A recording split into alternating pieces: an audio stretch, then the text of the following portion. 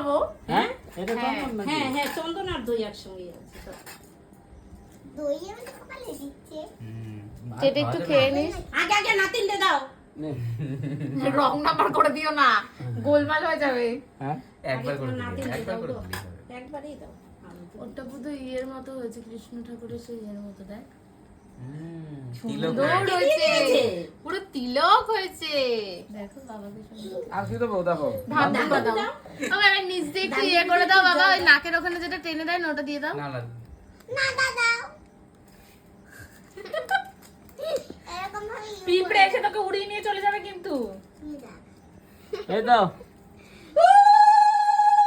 দাদু ভাইয়ের আশীর্বাদ করি। ওই শাক বাজায় ওরে আশীর্বাদ করে।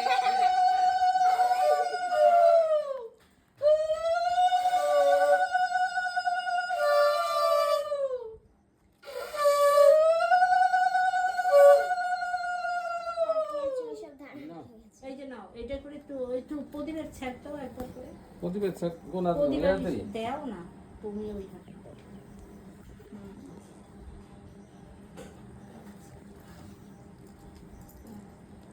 এই যে পাখাতে জল নাও একটু। হ্যাঁ পাখা একটু জল নাও।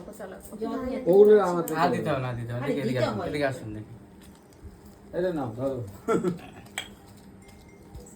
বাবা 5 টাকা দিতে হতো, ক টাকা দিলা তুমি? 20 টাকা।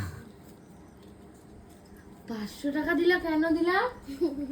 বাবা আমাকে কেন জন্মদিনে আমার জন্মদিনে ফুচকা খাওয়া আমার আরে ওইটা দিয়ে তোদের এই খাওয়ার জন্য দিয়েছে। আজকে আমাকে 50 করে। দেখছিস কত আমার দাদুকে